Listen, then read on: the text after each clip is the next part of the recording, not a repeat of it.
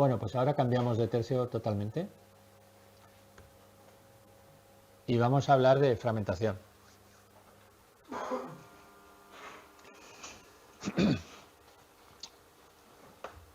La fragmentación tiene evidentemente mucho que ver con una cosa que vimos hablando del nivel de enlace, que es el tamaño máximo de paquete que puede manejar una red, de trama.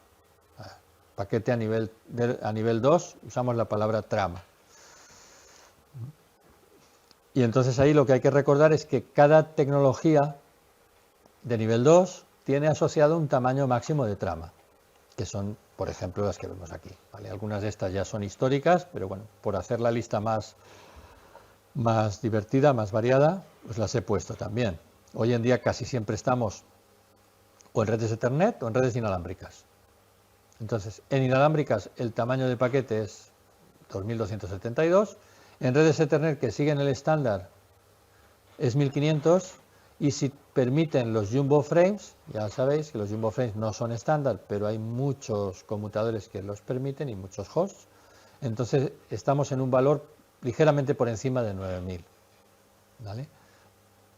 Bueno, incluso con los jumbo frames, por supuesto con los otros con más motivo, a veces hay que enviar un paquete del nivel de red que no cabe en la red por la que tiene que salir. Y alguien tiene que encargarse de meter aquello allí, en esa red. Y eso es siempre el nivel de red. O sea, el nivel de enlace no se molesta. O cabe o si no nos envía, ¿vale? Tiene que caber. Entonces, el nivel de red es el que tiene que preparar las cosas para que entre el paquete IP en la trama a nivel de enlace. Aquí hay un caso que veremos en los ejemplos luego, y entonces por eso llamo la atención sobre él, que es, podéis ver el que pone PPP de bajo retardo, ¿vale? PPP es el protocolo a nivel de enlace para líneas serie tradicional de Internet, de TCP/IP. Y el valor normal de PPP son 1500 bytes.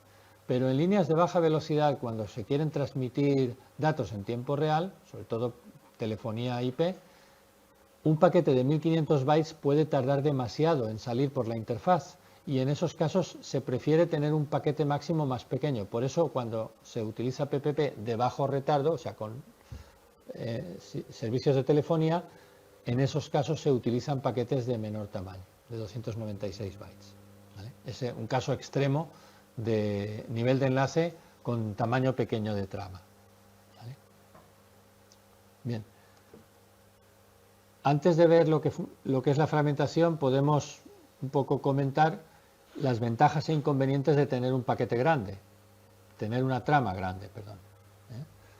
Las ventajas, evidentemente, es que mejora la eficiencia porque las cabeceras, en términos relativos, se reducen, ¿vale? Las cabeceras siguen siendo las mismas, pero si la parte útil del paquete es mayor, pues van a ser en términos relativos menores. Y también la carga de CPU, como hay que procesar menos tramas por segundo, va a ser menor. Esas son las ventajas. Los inconvenientes, que requerirás más tamaño de los buffers en memoria en las interfaces, eso hoy en día no es problema, ¿vale? En caso de que se pierdan paquetes por errores o por congestión, vas a perder más cantidad de información, eso en algunos casos puede ser problema, por ejemplo en redes inalámbricas, y en líneas de baja velocidad el uso de paquetes grandes puede introducir retardos excesivos, lo que comentaba antes del PPP de bajo retardo, ¿vale? Bueno, independientemente de lo que sea mejor o peor, muchas veces somos esclavos de lo que el medio físico nos impone. En el caso de Ethernet, si no usamos jumbo frames, 1500 bytes, ¿vale? Y si IP tiene que enviar un paquete más grande, lo tiene que fragmentar. Y esa fragmentación se puede hacer en el host que emite el paquete, porque ya directamente ve que por su interfaz Ethernet no cabe. Por eso hablamos de fragmentación en origen, o en algún punto intermedio del camino, porque la trama o el paquete tiene que saltar a una red cuya trama es demasiado pequeña para el tamaño de ese paquete, ¿vale? Por eso hablamos de fragmentación en origen o fragmentación en ruta. Obviamente la fragmentación en ruta la hacen siempre los routers y la fragmentación en origen la hacen los hosts. Un detalle importante es que aunque más tarde probablemente pasemos a una red con un tamaño de trama mayor y pudiéramos volver a juntar el paquete original. Una vez fragmentamos, ya nunca nos vamos a plantear ensamblar o reensamblar los fragmentos hasta llegar al destino, ¿vale? El reensamblado en ruta no existe. El reensamblado siempre es en destino. Sí. ¿Podría darse la circunstancia de que se tuvieran que realizar las dos fragmentaciones al mismo tiempo? Que en origen se hiciera una fragmentación inicial y luego al pasar por algún router hubiera que fragmentar de nuevo porque hubiera un tramo con un tamaño de paquete. Pudiera ser, sí. Ese caso no lo vamos a ver, pero pudiera darse. Vamos a ver un caso donde en ruta se tiene que fragmentar dos veces, ¿vale? Porque un router tiene que pasar a una red más pequeña y llega a otro router y la siguiente red es aún más pequeña y tiene que volver a fragmentar. Pero lo mismo que vamos a ver entre dos routers podría ser en el host y luego en el router. Vamos a ver un ejemplo de una fragmentación en origen. Un host tiene que enviar un paquete IP de 8000 bytes. Esto es más típico de UDP que de TCP, por eso en el ejemplo he puesto un caso donde se supone que usamos UDP como protocolo de transporte.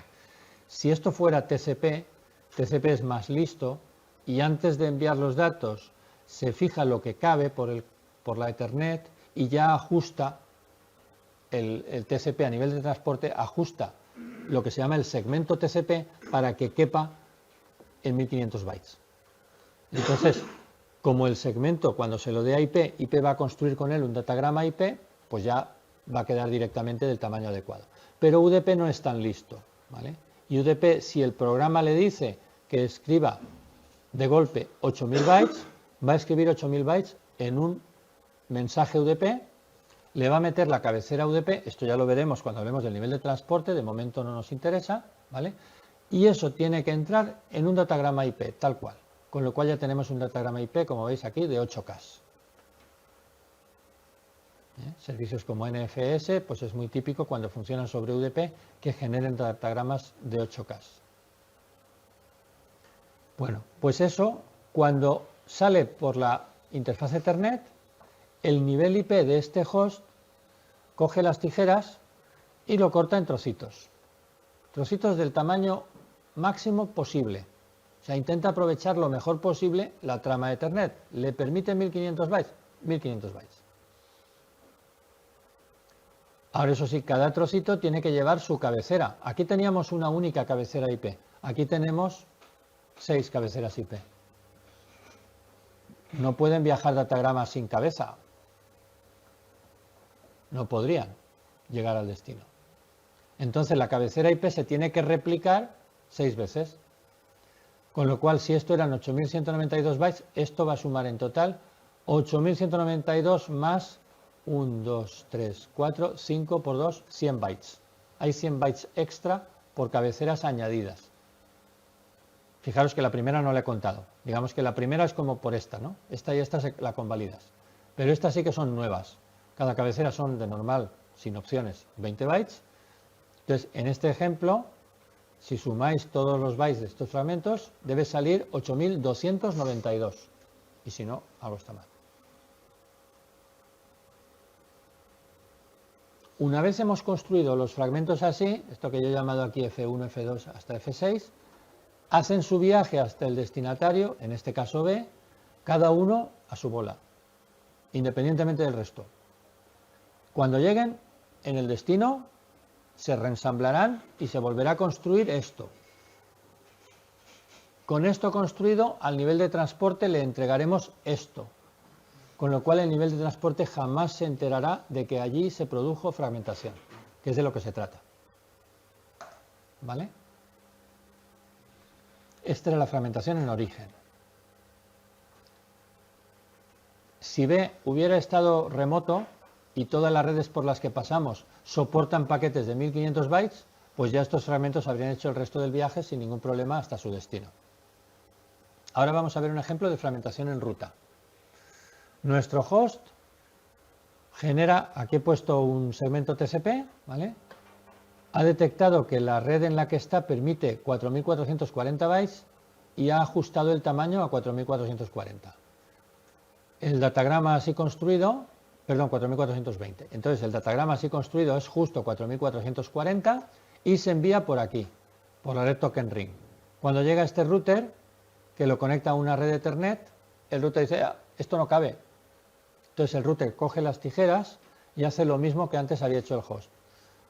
Trocea el datagrama en los trozos adecuados o los mínimos posibles, digamos, ¿vale? Aprovechando lo mejor posible el tamaño de la Ethernet y replicando la cabecera en los fragmentos adicionales,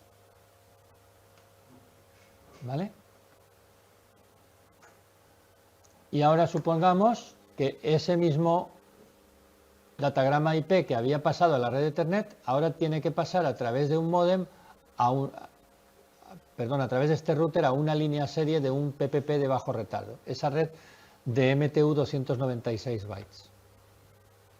Pues lo que va a suceder es que se producen primero aquí los 3 fragmentos de antes y después aquí cada uno de esos fragmentos a su vez se divide en 6 subfragmentos.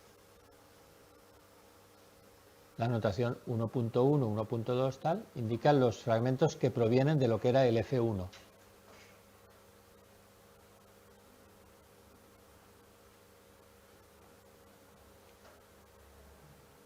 ¿Vale? Siempre intentando aprovechar al máximo el espacio. Pero fijaros que mientras que aquí pudimos poner 1500 bytes, aquí no hemos podido poner 296, solo 292. Luego veremos por qué. Hemos perdido 4 bytes, ¿vale? Pero es lo máximo que podíamos, por lo que veremos después. Y el último, pues de 140 bytes. El último de estos, como era más pequeño, pues en vez de generar 140 en el último, genera 120, ¿vale? Porque este era un pelín más pequeño. Todos estos, en este caso, 18 fragmentos van a llegar al host B. El host B los reensamblará todos, como un rompecabezas, y cuando los tenga todos podrá montar el datagrama original.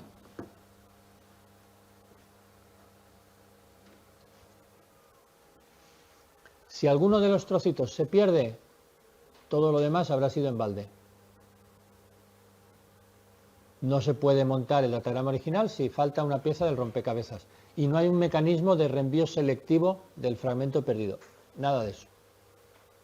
Todo se tirará a la basura y habrá que enviar otra vez todo desde el principio y confiar que en algún momento, antes o después, los 18 lleguen a su destino. O si es UDP, nada. Si es UDP se pierde irremisiblemente. Salvo que el nivel de aplicación prevea un mecanismo de reenvío.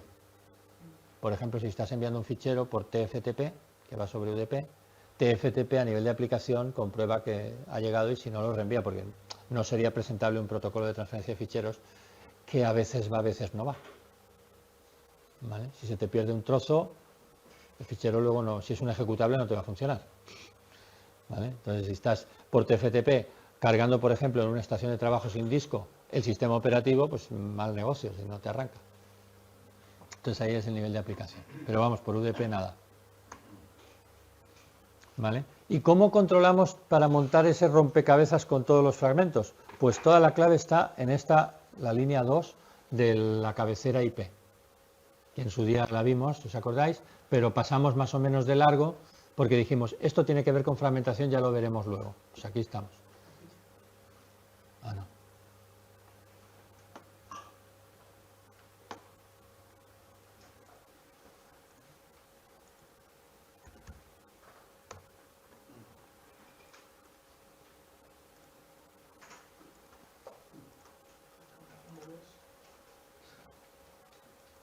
Vale, ¿y cuáles son esos campos? Bueno, lo primero, el campo de identificación, 16 bits. Pensad en él como una especie de número de serie del paquete. Cuando el paquete se fragmenta, todos los fragmentos van a heredar el mismo número de serie. Y esa es la clave que le va a dar, eso es lo que le va a dar la clave al receptor para poder reensamblar el paquete original. Para poder identificar todos los fragmentos, incluso cuando haya habido fragmentaciones sucesivas, como en el ejemplo de antes, ¿vale? Siempre los 18 fragmentos van a heredar el mismo número de serie, la identificación. Y luego tenemos un campo que se llama desplazamiento de fragmento. Esto nos dice la posición relativa, empezando a numerar, contando de 0, todos los bytes del paquete original, la posición relativa de este fragmento. Siempre referido al original. Si ha habido fragmentaciones anidadas, da igual, siempre nos referimos al original de todo, ¿vale? Y esto nos dice la posición relativa. Pero, si nos da la posición relativa en número de bytes, el tamaño máximo de un paquete IP son 64K. Necesitaríamos un campo de 16 bits para expresar el desplazamiento del fragmento. Y aquí veis que son 13 bits, hay 3 bits que se los hemos quitado o robado para otros fines. ¿Y cómo metemos un campo de 16 bits en un campo de 13? Contando de 8 en 8, en grupos de 8. ¿Vale? Si cuentas en grupos de 8, para llegar a 64.000 solo necesitas llegar a 8.000. ¿Vale? Luego, no puedes cortar donde te dé la gana. Los fragmentos no pueden acabar donde tú quieras, tienen que acabar en múltiplo de 8.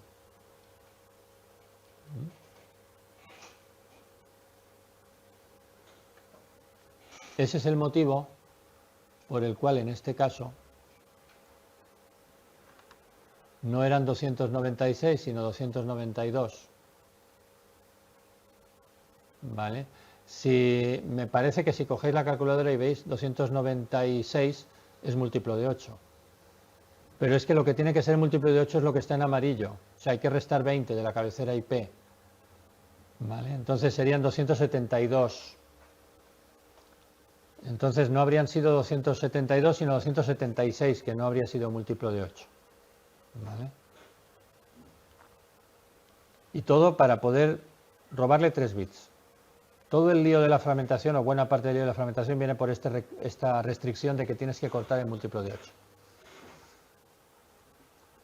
Pero, un detalle, esa restricción de múltiplo de 8 vale para todos los fragmentos excepto para el último. El último puede no ser múltiplo de 8 porque tiene ya el retal sobrante. El retal sobrante, el paquete original podía no ser múltiplo de 8, nadie le requirió ser múltiplo de 8 cuando nació. ¿Vale? Entonces el último puede no ser múltiplo de 8, pero es que el desplazamiento de fragmento dice dónde empieza el último, no dónde acaba. Como no hay nadie detrás del último, ese número no múltiplo de 8 nunca va a tener que aparecer en este campo. ¿Vale? Es un poquito lioso.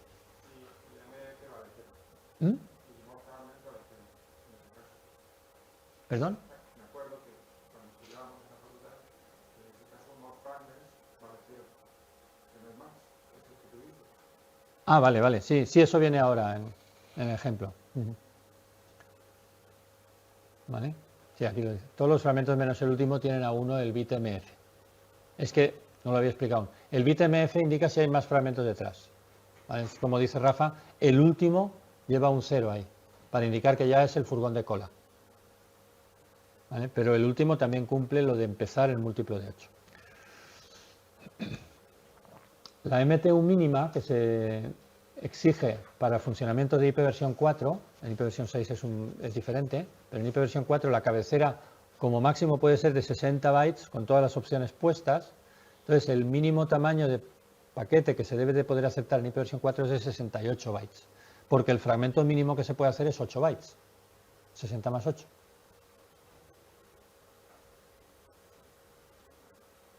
¿Vale?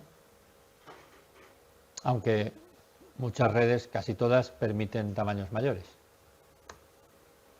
Bueno, el ejemplo de antes, traducido a los campos de la cabecera IP, lo tenéis aquí. Este sería el datagrama original en la red Token Ring. Este serían los fragmentos que generaría cuando pasaría a la red Ethernet, donde casualmente el tamaño de 1500 nos acopla con el múltiplo de 8, ¿vale? Y estos serían los valores en el campo de desplazamiento de fragmento, que para saber la posición relativa en número de bytes tendríamos que multiplicarlos por 8. Y a su vez, esta sería la forma como se fragmentaría, en este caso, el último de los 3 fragmentos cuando pasara a la red PP de bajo retardo. ¿Vale? Entonces, el fragmento 3.1 empieza en la misma posición que empezaba el fragmento 3, solo que es mucho más corto. ¿Vale? Y después está el fragmento 3.2 y así hasta agotar el paquete original.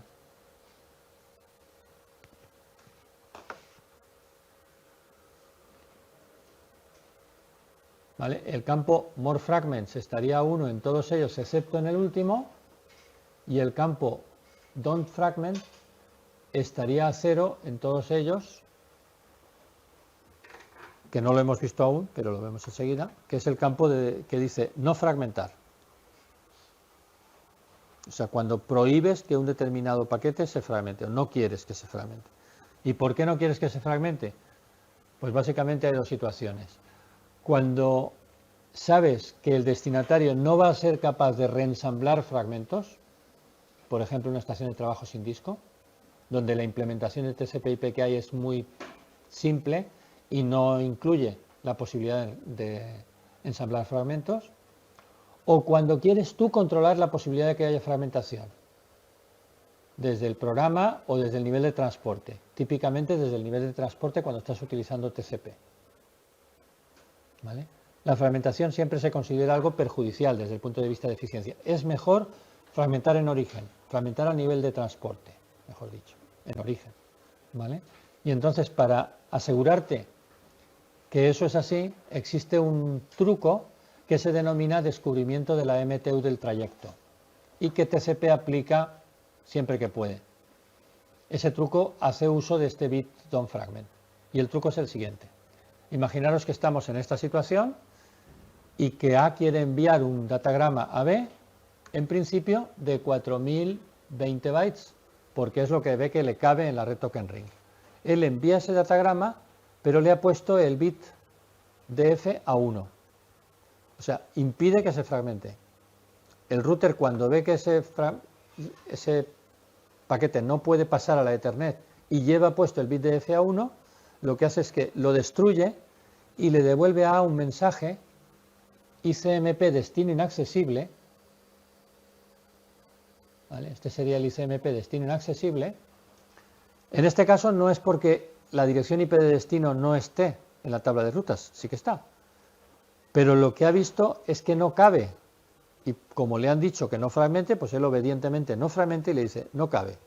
Pero además le dice no cabe, pero si lo hubieras hecho de 1500 bytes sí que habría cabido. Y con eso ya a continuación lo clava. Genera los paquetes de 1500 bytes. Y ya va todo sin fragmentar. ¿Vale? Cuando digo A, quiero decir el TCP de A, el nivel de transporte de A. Antiguamente el ICMP destino inaccesible no informaba del tamaño que habría podido pasar. Y entonces A tenía que ir tanteando. Decía, pues con 4400 no ha pasado, o con 4020, pues probaré con 2010. Tampoco pasa, pues probaré con 1005. Vale, con 1005 ha pasado, pues ya está. Pero ha tenido que hacer varias iteraciones y además no ha conseguido clavar el tamaño óptimo, que era 1500. ¿Vale? Tiene que ir un poco a ciegas. Pero ya desde hace mucho tiempo se añadió en el mensaje destino inaccesible de ICMP la posibilidad de informar en esos casos del tamaño que habría pasado.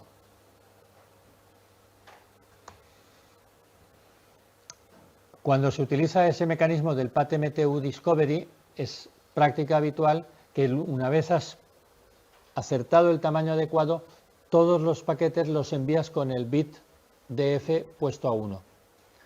Para asegurarte que no hay sorpresas más tarde. Imaginaros que tú ya has clavado el tamaño, pero te cambian la ruta y no te enteras por una ruta de tamaño de paquete más pequeño. A lo mejor te están ahora fragmentando y tú lo quieres saber. Pues para no correr riesgos, tú pones el bit DF todo el rato. Y así a la que algo no pase, te vas a enterar, porque te va a llegar el mensaje de destino inaccesible. Incluso algunas implementaciones periódicamente envían paquetes más grandes por si acaso la ruta ha cambiado a otra que sí permitía paquete más grande. ¿Sabes? Una especie de sondeo periódico por si la situación ha mejorado. Pero eso ya no lo hacen todas. Y las preguntas las vamos a dejar para el próximo día. La última cosa es que en algunos casos los cortafuegos no dejan pasar los mensajes ICMP destino inaccesible y este mecanismo pues directamente no funciona. Y cuando eso pasa, el host A se queda ahí a ciegas sin saber qué ocurre porque está mandando los paquetes y no recibe ningún aviso de nada. Y tiene que intuir que probablemente es que se están tirando a la basura porque son demasiado grandes. Y entonces, sí, totalmente a ciegas, tiene que probar a hacer envíos con paquetes más pequeños a ver si así consigue algo, ¿vale?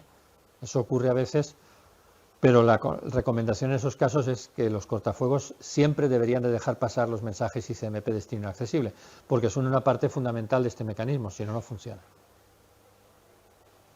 Y en este caso, ¿habría alguna forma de averiguar que el paquete ha llegado? ¿Habría alguna forma de pedir una respuesta para saber que te está llegando un paquete? No, a nivel IP no existe ningún mecanismo de confirmación de los envíos, ¿vale? Pero claro, si tú estás enviando con el BDF a 1, esperas que si no llega nada, es que está funcionando bien, ¿vale? Y si hay algún problema, te debe llegar un ICMP destino inaccesible, ¿vale? Sí, pero como en este caso el cortafuegos descarta el paquete simplemente, pues Sí, no, eso suele ser una fuente de problemas importante, ¿vale? Y en algunos casos se puede, pues no sé, me viene ahora a la cabeza cuando tenemos algunos centros que a veces han estado conectados por VPN.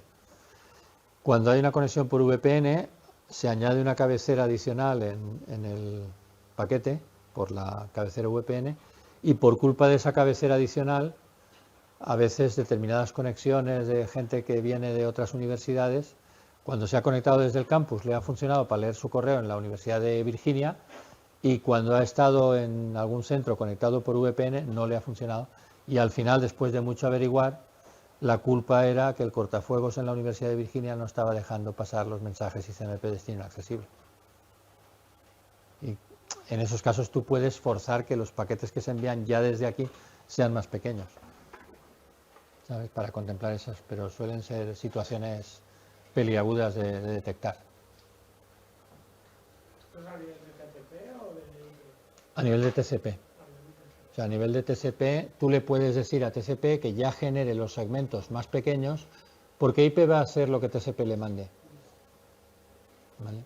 Ahí es TCP el que se preocupa de ajustarlo todo.